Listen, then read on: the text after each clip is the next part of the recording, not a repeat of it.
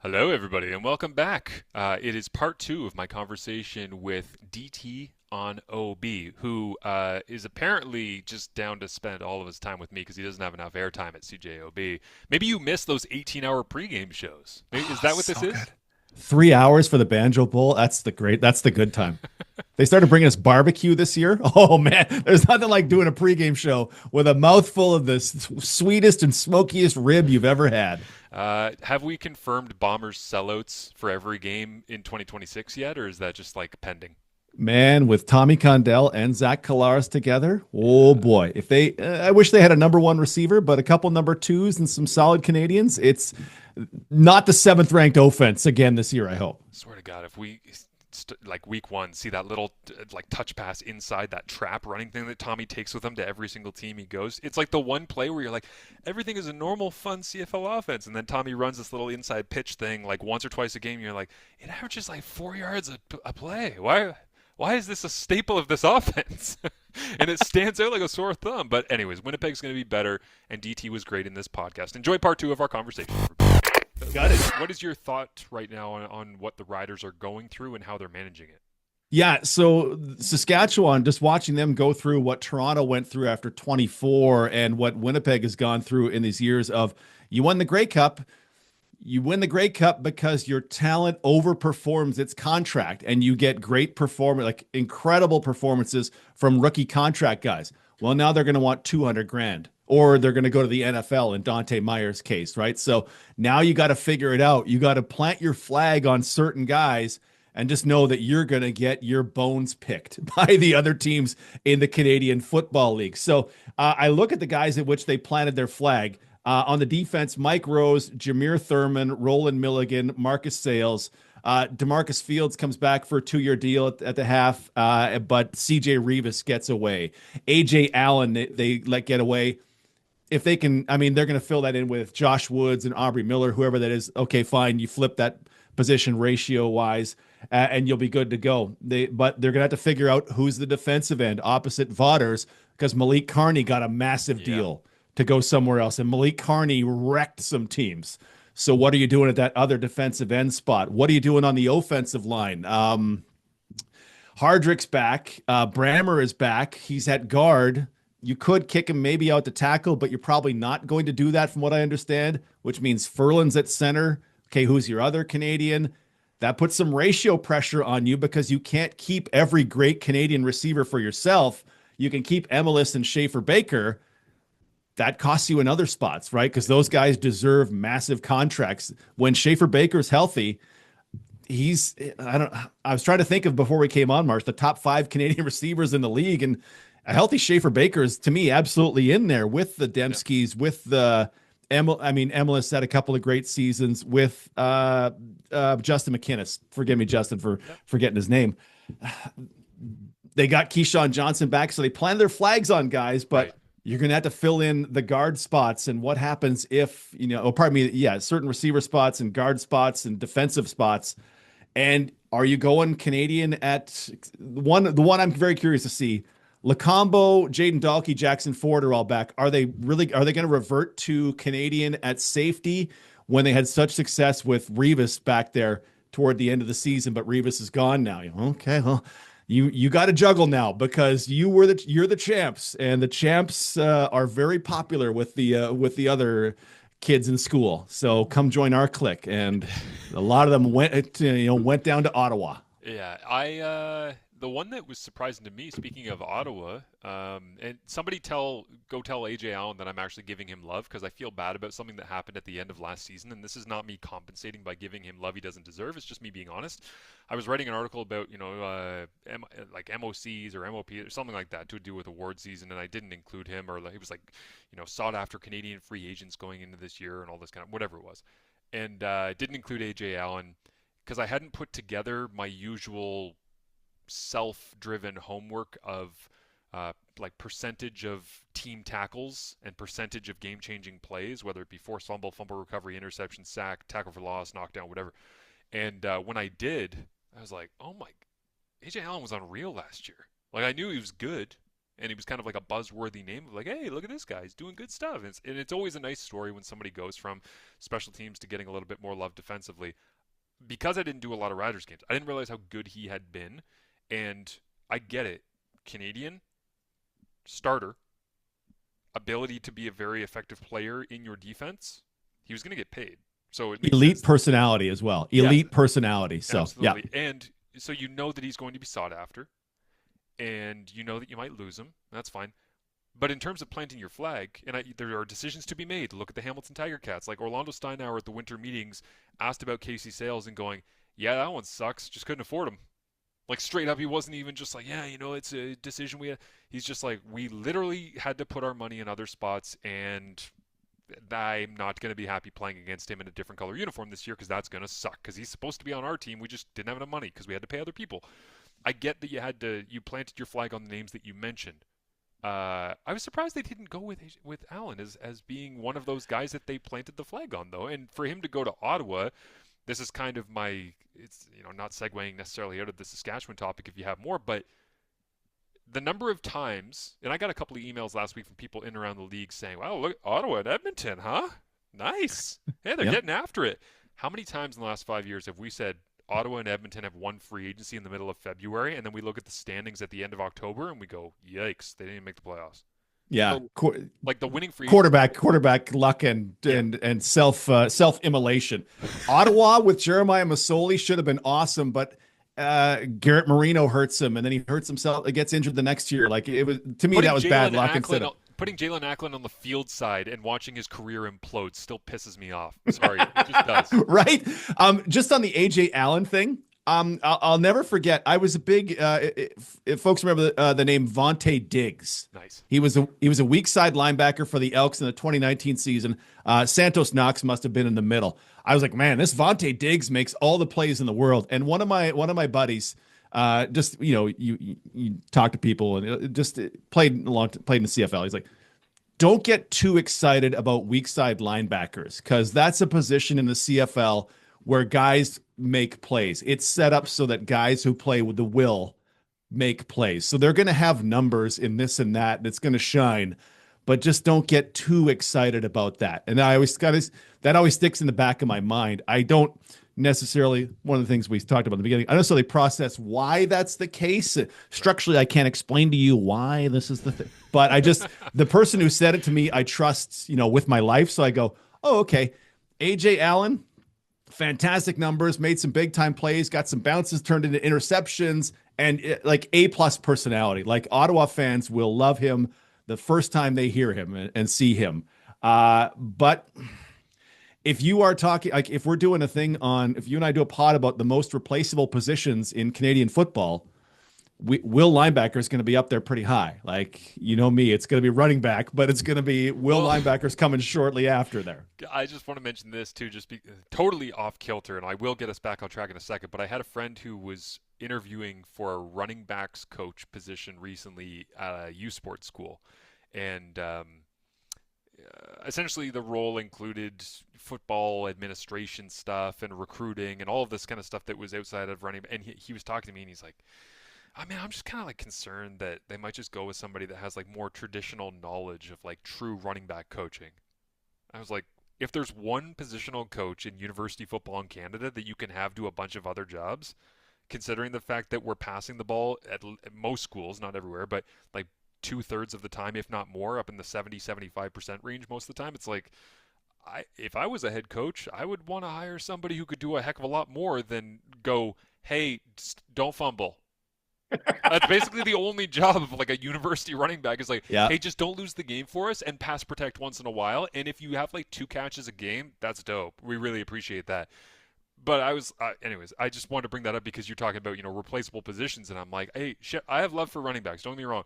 But in terms of adding value to an organization, there's a lot of ways to do it. And having people who are responsible for the running backs, I think, is more valuable than having people who are going to try to coach and make the running backs the total game changers. Because Greg Bell, to get us back on track, going to Ottawa, I'm like, him going to Ottawa, we will all make a big deal about it in free agency. Whoever gets the big running back splash, the name that we know has been productive, and that's great. But there's a chance that it's James Butler going to Hamilton, and he ends up back in BC the following year because he got replaced by Greg Bell. Like Like Bell. whoever Greg Bell, how do I say this properly?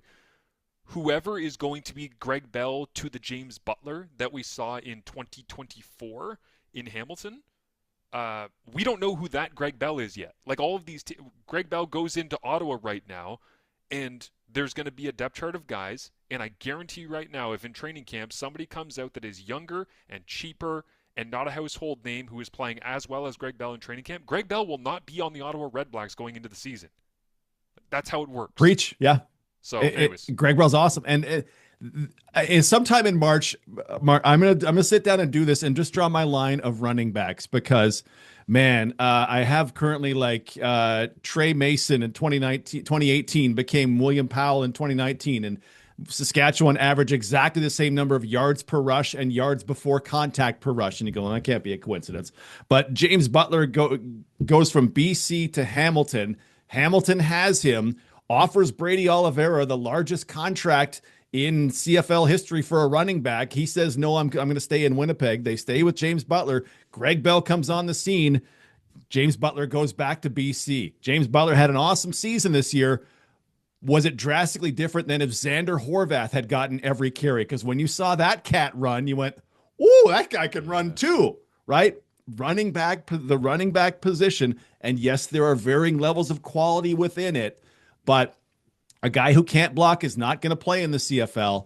And, some guys can catch, some guys can't catch. You're going to get the same production generally from a Canadian or an American or any other American. So when Ottawa signed Greg Bell, I'm like, I hope Greg Bell made all the money in the world, but I hope from an organizational perspective, Ottawa didn't pay a ton because there's just not the evidence that for on-field 60-minute production, you need to pay running backs big money because Greg Bell. And when William Powell left Ottawa, I forget the guy who came after William Powell, but he produced just like William Powell did. And William Powell was really fun to watch, but guys produce the way they produce. And if you want to improve your running game, have Trey Ford as your quarterback because that was about a 3-yard difference for Justin Rankin and Javon Leake that season with 24. So yeah, it's we have hit the Riders getting attacked by all the other teams. A bunch of Winnipeg notes. We talked about Ottawa and Edmonton and the aggression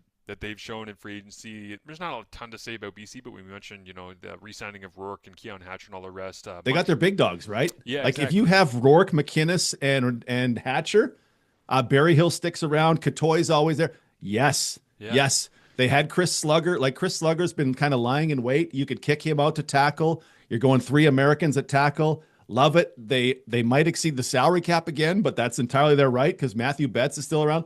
How much Jackson Finley did you see, and how much fun is that kid going to be for the next, fingers crossed, 10 years in the league? I also, just side note, I absolutely love that we have a franchise in the CFL that potentially their best players on offense and defense for the next 5 years look like brothers and twins. Yeah. With Jackson Finley and Nathan Rourke. Like it's the human personification of the Ottawa Rough Riders playing the Saskatchewan Rough Riders.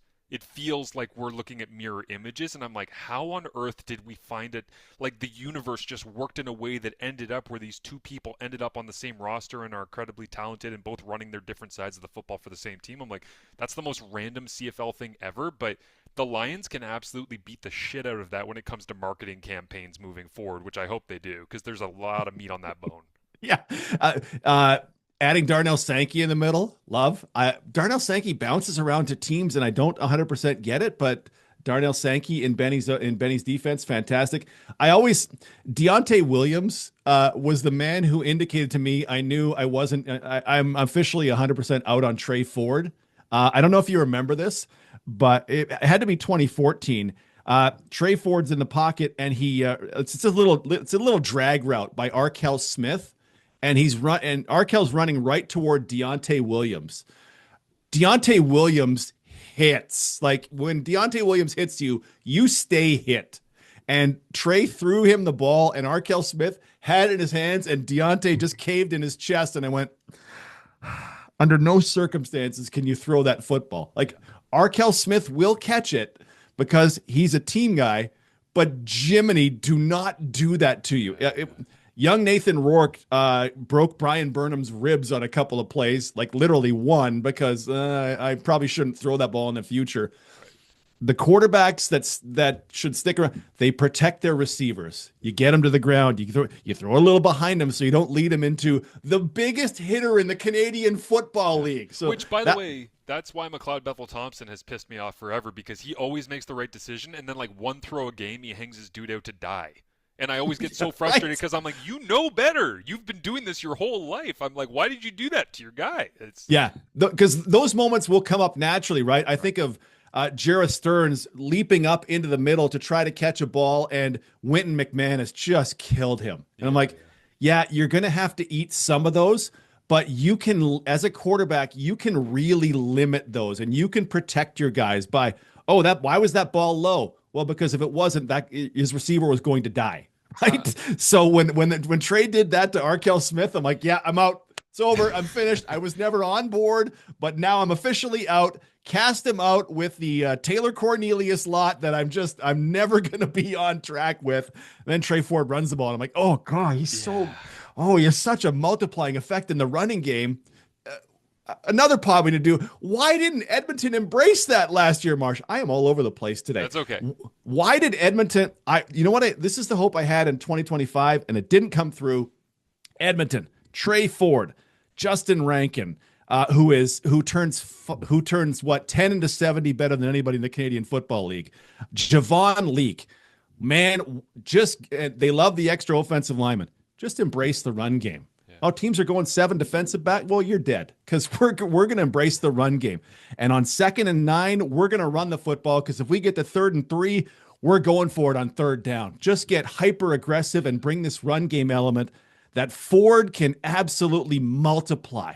It's very clear the effect Trey Ford has on his own team's running back run game. You know what they did? They went and threw the ball a bunch. And I'm like, Right. come Yeah. on, man. But Just come on, man. Let's try something because you're going to be 5th if you don't try something. my question now becomes with Trey in Hamilton, like, what's the plan? Because I know that they're going to come out and say like, we want Trey's a great quarterback and that's why he's here, which is a very genuine. I'm sure they believe that, but internally, like Scott Milanovich is going to be having conversations with people on that coaching staff and Orlando Steinauer and Scott Mitchell and Bob Young and because when you sign a player of that profile and has that passport at that position, everyone's going to be going, okay, we've got Bo. We thought that we had Taylor, that he was going to come back. Well, he obviously went out and now he's part of Edmonton and all the rest. But it's like, is Trey the future? Is Trey what is the actual route to Trey Ford becoming the quarterback he hopes to be? And is it in Hamilton? I find that to be an intriguing question. Again, it's the most intriguing questions are the ones that have no finite answer. And Yeah. obviously with Trey, there is no real, it's not a straight line that we would be drawing to find a solution to that question. But I just found him signing. I mean, also the idea of him signing, because I saw the 3 Down article on choosing Hamilton over BC. A lot of ways you could look at that. For me, my immediate thought was he doesn't want to be in this era as a shadow of Nathan, which I respect that. Trey wants to be his own player. Hell, it's the reason why he was like, I'm a quarterback. Stop trying to make me do everything else. At multiple times throughout his football life, he's had to do that because he doesn't want to be the other guy. Like, he wants to be the guy, and he's good enough to be the guy when he's playing at the height of his powers. So not going to BC, probably a wise decision. His relationship with Bo is really good. Both working with Miles Gibbon, QB movement, all that good stuff. Like, that's a good spot for him. For me, I think there's a difference between a good story and a good fit and a good future. And I don't know if Hamilton is a good future or if there is a... This is the other thing that kind of frustrates me about the CFL when it comes to quarterback stuff. We don't do the handing of the torch well. In a lot of other places, it's, I am Joe Montana, and I bequeath to you, Steve Young, that you are now the leader of the organization. It's the Olympic torch where, I don't know if you watch the opening ceremonies, they hold the torch for 10 seconds during the exchange so that everybody can get the picture that they want. We literally don't hand the Olympic torch properly in the CFL most of the time.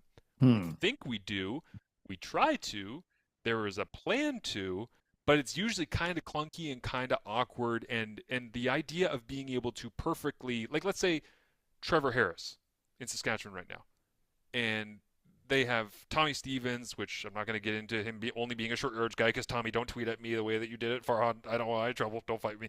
Uh, but Most successful short yardage guy, over 90% every year respect. for his career. The most successful 3rd and 1, 2nd and 1, 1st and 1 guy.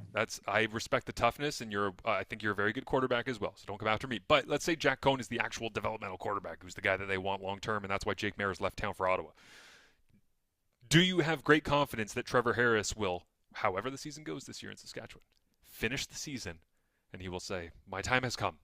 I have decided to put down my sword, and I am done playing in the Canadian Football League, and I am excited to see what Jack Cohn has to offer." And then Jack Cohn will step in, and he will take the spot smoothly, and the Yep. Riders' offense will continue to work as it did previous. It never works like that. Like No. it's always supposed to be a smooth transition of power, and it's like we just live in a war zone, and it's like at all times, people are jumping teams in free agency here, and then that guy's there, and then he's shit, and then this guy's good, and then we bring in a guy from the NFL, and then he's gonna fix the problem. It's a negless switch, and I'm like, man. So the Trey Ford thing again, this is where I come at it from. I'm like, I hope it's a smooth transition when Bo's done. I hope Trey thrives. I hope he plays well in Hamilton. It'd be cool to have him as a Tiger Cat, relatively close to home, and having success. I just feel like the CFL kind of does the handing of the torch at quarterback poorly most of the time. Yeah, timing. Like if Zach Collaros was 5 years older, the transition in Winnipeg would have been perfect from Right. Zach Collaros to Drew Brown. But Zach is the age he was, and he was having MOP level seasons. Trey's got to be he's got to be the true number 2 in Hamilton, right? Yeah. Like Bo is number 1. Injury problems well behind him at this point. I think we can say Jake Dolagala successful in short yardage. I would have. I mean, if you gave me this roster of quarterbacks as it stands, to me, Jake Dolagala is my short yardage guy as opposed to Trey, just because Jake's a big dude. So I would like that in my short yardage guy. So Trey's got to be my legit number 2 in my mind, or else why did we bring him in? He's not. What's the point of having a guy be your number 3? Forgive me if it was a trade or what is that got him to, or it was dual free agent moves, whatever happened that got him to Hamilton, but. Yeah, he's got to be legit number 2. I've just not left a game going, okay, I think Trey can do this. I end up with Milanovic, the Milanovic effect. Does that change it for you? Because to me, that would give me more confidence because Bo was trying to do Bo things the way Bo wanted, and then Scott was like, shut the hell up and go sit in the corner and do things my way, and then Bo was good. And then Bo was like, can we meet in the middle? And Scott was like, yeah, you've earned my trust. It's fine. So I kind of wonder if like there's going to be this growth period of Trey is going to truly become the quarterback that we thought he was becoming in Edmonton now that he's in Hamilton with Milanovic. If Bo were to get injured and Bo had a season-ending injury, I think it'd take about 3.5 starts before Scott went, you can't believe you made that throw. Why? Right. What are you doing to me? Jake, you're in. Just because you have no love for my boy Harrison Frost. That's Harrison Frost. If Harrison Frost is around Harrison, you're in. I watch it happen and I go, Trey Ford. I'm trying to think. I think of guys as percentages of other guys, right? Like if this guy became, I forget who I was talking about, but I'm like, man, this guy could be 120% Matt Nichols. And it gives me an idea of what kind of quarterback he'd be, but he might be 20% better, whatever it is. And like, what's on the 0 to Vernon Adams scale? What's Trey's absolute peak? Yeah. Right, a guy who can do Vernon can do some fantastic things. He really shone in Calgary this year when they reduced his workload and what they asked him to do. He doesn't run as much as he did before, but if he wanted to, he could absolutely savage a defense with his feet, but he seems to want to throw more, which props to him for that, and still have that in a holster. But I'm like, is Trey getting half field reads? Is Trey getting one read? I watch a lot of times going, okay, he's waiting for Stephen Dunbar. This is a play I remember. He's waiting for Stephen Dunbar to run a really deep comeback, and he's going to throw that because that's all he looked at. And I go, what do I do with that? Because the thought of remember the conversation, what was it, pure progression reads or Yeah, versus yeah. full field reads, and all the NFL quarterbacks started blowing your mind. Like, what does it take to go from, okay, you're throwing this to Dunbar or get rid of it, versus transition to Yeah, 1 to 2 to 3 or half fields, or yeah. pick the side of the field based on the cover, what you see pre-snap, if it's the right thing. I just, I don't know that it's getting there, because it's not, you talk about smarts, but there's also the, where's your panic point, right? At which point you just go, oh crap, I'm out of here. And I'm throwing it to Jacob Zott and it's going to get picked off. Like, Um, I my just, I can't do it with it. I hear you, I do, and I think there's a lot of people that would agree with you. The thing about Trey is that he is a flashpoint in the CFL. Like I don't think there is another player that has as many opinions about him from true CFL fans as Trey Ford at this point. And it's not, this guy left that team. It's like when you are a Canadian and you are a quarterback and you are a volatile performer based on situation and game to game, you're going to elicit a lot of opinions about you. So for Hamilton to have him in-house, I mean, obviously for Bo Levi Mitchell's health and success, we hope that we don't even see Trey on the field. But if we do, all of a sudden the Tiger Cats are just an absolute news machine. So that's Yep. something we have to remember. I would also say that I have a theory. I don't know if I've brought this up before on CFP or with you in general, but young, you know how you were talking about like the Bombers going with first contract guys on the interior defensive line because that's the way it's always been done. I have noticed a trend that it's basically just internally for my own giggles in the booth when I look down at my play-by-play board or whatever during a game, which is I imagine and this is the gearhead in me, but I imagine every young American quarterback, when I see their name, they could always be NASCAR drivers. Like Harrison Frost lining up on row 3 next to Chase Bryce. Yep. Yeah.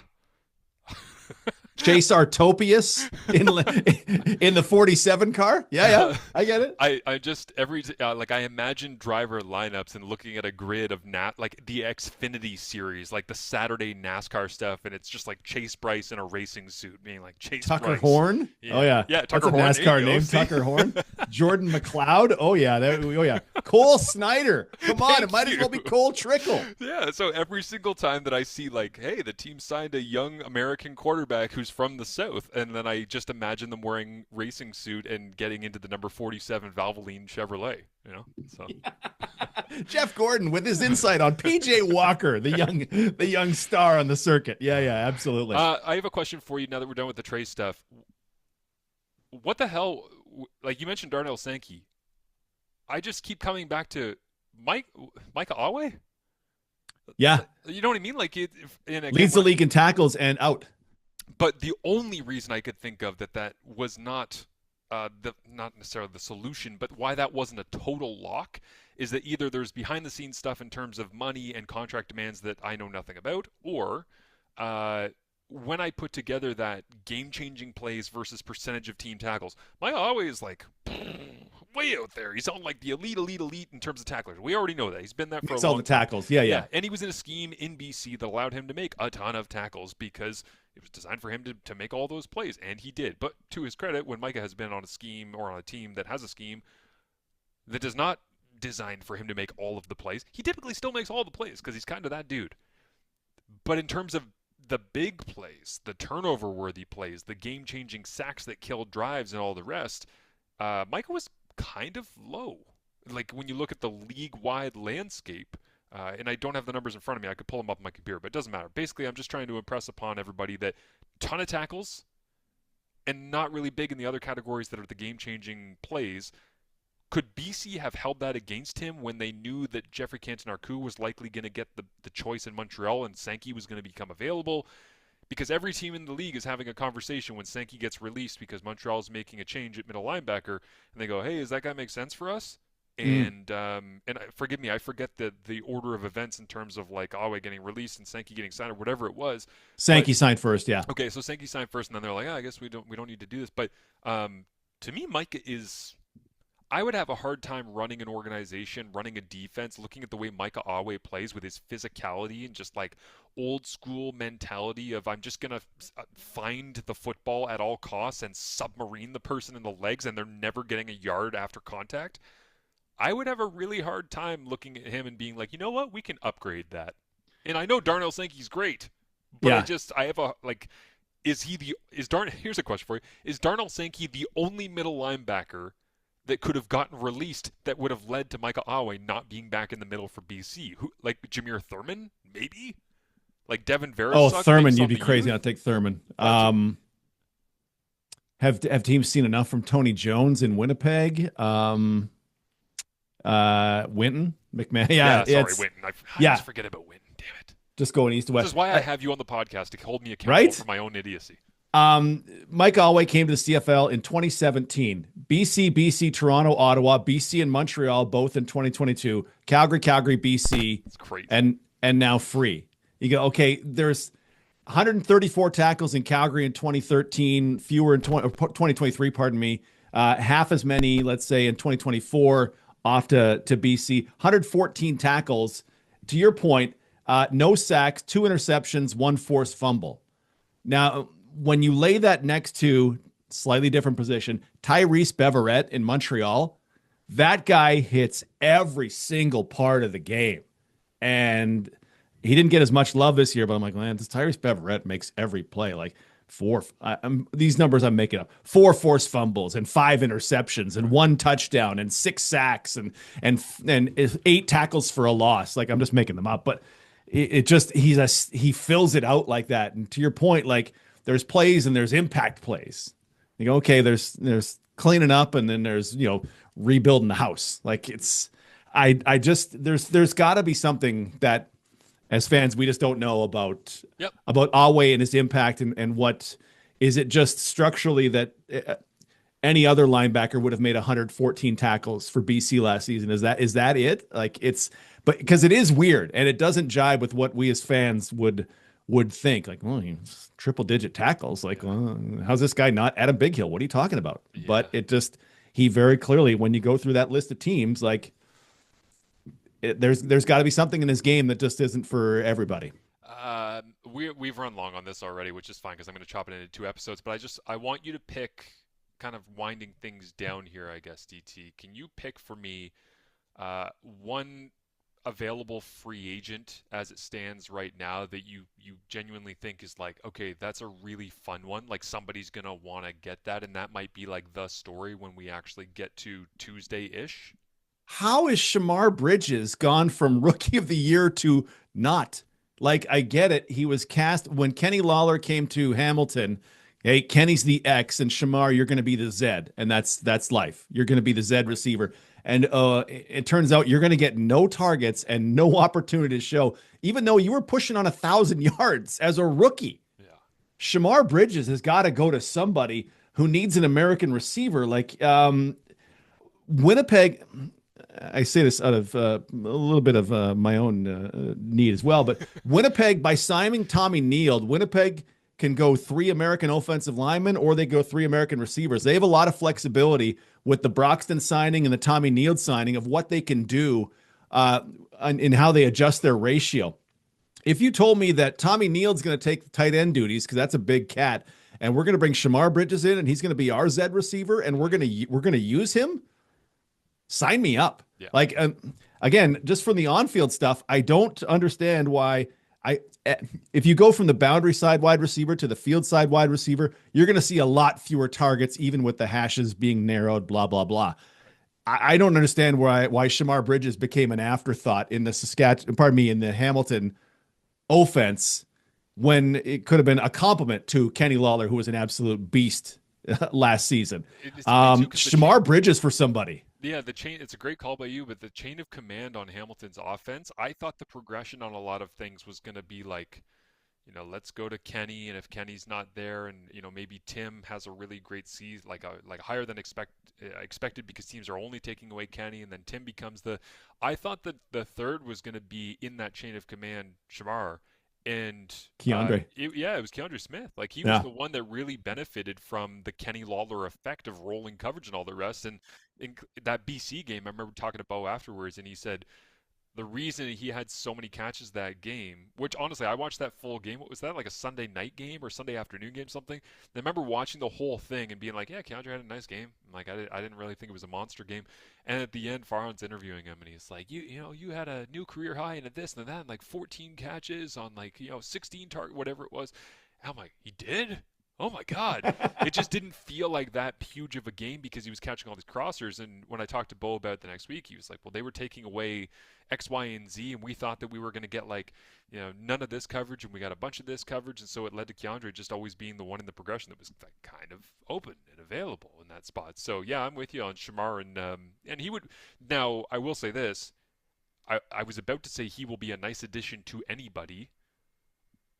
I am terrified of the Stephen Dunbar Jr. effect of Hamilton Tiger Cats, young, talented, long ball, deep, average depth of target kind of guy, go somewhere else and, oh, this isn't the same. Which, the irony of this, of course, is that Stephen Dunbar has Hamilton, Is Edmonton, free Hamilton, to Edmonton. anybody right now. But what Yeah. I'm saying is like he basically went Hamilton. I'm so good. Edmonton. Oh, this sucks. I'm not good. I want to go back to Hamilton where I'm good. I go to Hamilton. I'm good again. You're a free Yeah. agent again. I want to go back to Edmonton. Why are you going back to Edmonton? Why would you do that? You just saw that it sucked when you were out there. Are you just trying to like Groundhog Day? What's going on? One of those two guys should take a, I mean, I'm not an agent. I don't know what they know. One of those two guys should take a lower dollar 1 year deal to be the Z in BC because that offense Ooh. is going to rip the Yeah, ball around the yard, I like right? that. It's Nathan Rourke. Somebody's got to be the Z there because Aiden Eberhardt's gone, right? So they need an American. McInnes, Katoy, Hatcher, Berryhill are probably set.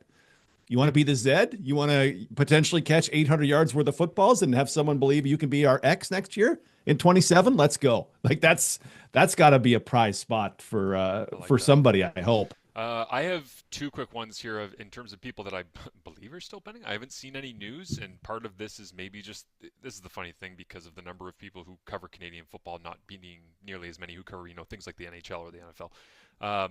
They might have deals in place. It might just have not been announced. Somebody might just have not asked an organization about the question of has this person actually been signed to a pending deal or whatever. But Curly Gittens Jr.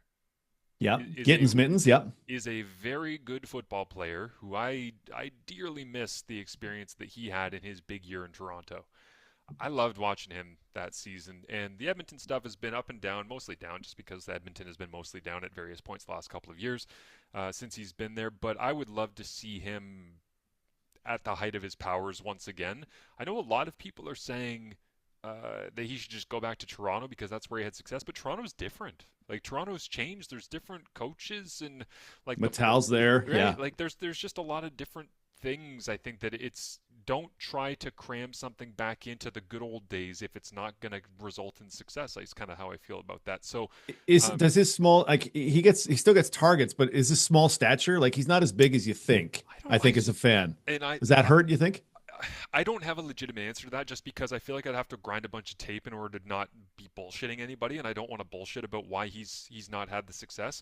Quarterback stuff obviously plays into it when he's been with the Elks, but for me it just comes down to like when Curly has a good like if you put Curly into the again, it's funny. I'm going to reference another guy that's in Edmonton, but if you put him into the Keon Julian Grant role when Keon was in Montreal, like the yards Yep. after catch, like screen game and all this kind of stuff. It's like he's not going to be as physical as Cam because Cam's just a really big, strong dude. Yards after catch is amazing, but it's all about finding the right fit. And all I'm saying is like my attention right now as I go through the receiver market and really the market at every position is just I really respect Curly Gittens Jr. I think he's a great player. I would just love to see him in the right spot and have the right fit and be productive again because he's really fun when he's being productive and he's such a nice guy. Like Yeah. and his career resume is incredible from his time at Laurier going all the way back to high school days and then the great season he had with Toronto. I'm like it's time for him to have a resurgence.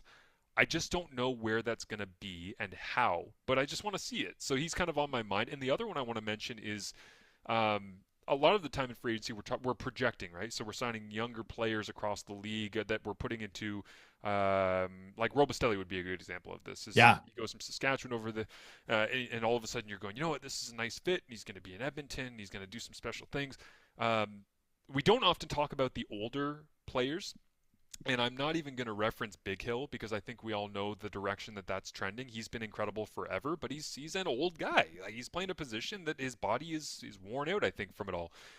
The one that has kind of caught my attention just because of against the odds, his value has remained high in my mind is DeVaris Daniels, who, Yep. as of right now, I believe, like I'm looking at it, Still is free. Yep. right is Toronto, and I don't think there's a fit. But didn't Dad go to Ottawa? Philip Daniels as a defensive line coach, off the top of my head, That sounds right. Yeah. right? And I'm like, From Sask. Dinwiddie going to Ottawa, his dad being in Ottawa, nearing what I believe would probably be the last couple stages of his career. I'm like, that would be kind of a cool story to have him go and be productive for the resurgence of the Red Blacks. And but the fact that I haven't seen anything as it stands right now, and doesn't mean it hasn't happened or it's not, the agents know and the teams know and it just hasn't come out or whatever. But yeah, those are the two receivers that are kind of on my mind. Is that I would love to see Curly Gittens Jr. be at the best that he can possibly be because he's that kind of guy. And DeVaris Daniels, I think, would be a really interesting story if he went to Ottawa. I forget if it was the 22 or the 24 Grey Cup. It was 24 Grey Cup where Curly didn't get my Gittens mittens joke. For any It's Always Sunny fans, are you all familiar with kitten mittens? Is your cat making too much noise all the time? Kittens mittens. Like, Curly, how are you not jumping on this? Like, this is a way to embrace the It's Always Sunny crowd, and it rhymes. And these are Gittens mittens. Marshall Ferguson could be saying it on TSN. Those are the Gittens mittens, Dwayne Ford. I'm not stealing anything from DT because I'm going to be honest about this. This is one of my off-season gripes. Okay, I know it's not Festivus, but I had a lot of problems with you people. I did an opening for Nathan Rourke and the BC Lions playing in Ottawa, and in the opening, I referred, and this is a little secret between you and I, the listeners of the Canadian Football Perspective podcast, okay? It's a conversation just between us. I called Nathan Rourke Kid Canada, and it was the first time that, to my knowledge, it was ever used. And now it gets said all the time, and my ego gets angry. Yeah. Also, the CFL always puts out social posts where they're like, Kid Canada re-signs until 28, and I'm like, you bastards. That is copyright from 2000 whenever that I said that. I have one of those in my life too that I'm mad about every time. Totally irrelevant, but it's like yeah. my ego wants to be angry, and I'm like, that's public property. It's a word. I happened to say it, and then people latched onto it. I'm like, that's a compliment, but also I just want the credit for being the person who said it, even though that credit means absolutely nothing and shows I'm an egomaniac. So when I was in university, 3, 4, 4, 5, probably 95, 96, somewhere around there, I was an intern at a radio station, a new all news radio station in Toronto. And we're talking about the Blue Jays. And your magic number is 8, right? 8 wins or 8 losses from Team X, and you're in the playoffs. Well, the Jays were on the way down that year. Forgive me what year it was. But I'm like, that'd be funny if I called it their tragic number. Because 8 losses or 8 losses by them or wins by their opponent, and they're out of the playoffs. Now I see tragic number at that time. I'm like, damn it, that was me. Oh, that man. one, I was tragic number, and no one will ever know. Well, I mean, we're innovative, I guess, if nothing else on this podcast. Right. I want you on the way out. Let's go out on a negative just for fun because we were talking. Going on a low note. Let's do it. Every podcast likes to end by being all happy and cheery and all the rest. Who's the person who either left for the NFL or retired that you're like, oh, that's going to suck for whoever they left? Let's see. Marc-Antoine Dequoi's retirement, I think, was a surprise, but it justifies my draft take of why would you take a guy who's going to be 27 because he won't play for very long. That's going to suck. Dante Myers was going to be free, I think, in Sask anyway. It's going to be Jalen Hutchings leaving for the NFL. That stinks. Like, props to Jalen because he savaged teams this year, and pressure from the interior is so destructive that that one hurts. I don't know that I've seen 3 guys from a single team get taken to the NFL in a year, but Damian Alford, Jalen Hutchings, and Jacob Roberts, all from the Calgary Stampeders this year. That's, man, what could have been on that defense, and then if Alford got more burn on offense. But also, when you see 3 guys getting picked up from like a, from one roster, is there not that innate feeling of like, what the hell did like, why wasn't the team better? Like in a it Well, their defense was right. awesome at the first part of the year until they ran into BC, right? And when Alfred was catching only touchdowns because he Yeah, against Winnipeg. didn't Yep. catch anything other than touchdowns. Which I was also writing like a most outstanding Canadian watch list throughout the CFL season. It was like a bi-weekly article or whatever, and I didn't include Alfred in it for I want to say like the first maybe 3 editions of it. So up until like week 6, week 7, he's getting all these touchdowns, and people were tweeting at me being like, "How can you not put him on? He's got so many touchdowns." And I was like, there's no way this continues the whole season. He's projecting for 1 billion touchdowns. Also, he's not doing anything other than catch fade balls. That's not going to last. That is not sustainable. But here's the thing in the NFL, if you can just catch fade balls, you can be Randy Moss and you can have a very wonderful career for the remainder of your life. So, He blasphemes on the way out. Don't uh, you can't compare a receiver to Randy Moss I ever. can't believe I just slandered the #1 overall Oh, pick from last year. What a terrible take by me. well, 20 catches for 407 and 5 touchdowns. He had one short in or drag against the Bombers, but everything else, you're right, was hey, go be 6 foot, go be 6 foot 11. Yeah, yeah. Once you jump and get up there. Mine is going to be Devin Veresuk because as we're talking about, PFF's lowest rated linebacker, if I'm not mistaken. wow, really? Oddly enough, if you have access to PFF, check that out for me because he was very far down there. I'm like, yeah, but he's going to the NFL, so this doesn't jive. What's happening here? Between that and Woodmansey, I'm like, did they just flop their stats? I don't know. Kind of, yeah. But the Verzuk thing to me is, and maybe it's because I've lived in Hamilton now for, this is year number 16. Our deepest sympathies. Yep, thank you. Since I came here to play football at McMaster and then forgot to leave and then had a kid, and here I am. But I, I have a general sense for whether it was from working around the team, covering on radio like you do now with CJOB and the Bombers, but you pick up things that are ingrained in the organization, the identity, the culture, and all the rest. And Hamilton friggin' loves their like name brand defender. And it's as much as everybody loves Stavros Katsantonis, and they do in this town, he's not a linebacker and he's not Joe Montford. Like he's not Simone Lawrence and it's not Angelo Mosca. And it's you go down through the list, and I get there's been great offensive players in Tiger Cats history as well. But when Hamilton took Verzuk last year and he started to really truly make an impact, and they shuffled the deck and moved their roster around and gave him the starting spot, and he was still doing great things. I am telling you, as somebody who lives locally, the city was buzzing about Devin Verzuk as much as they were buzzing about Kenny Lawler's connection with Bo Levi Mitchell. Like any conversation with any person, like the guy that works at the local oil changers over on Upper Wentworth Street here in Hamilton next to Lime Ridge Mall.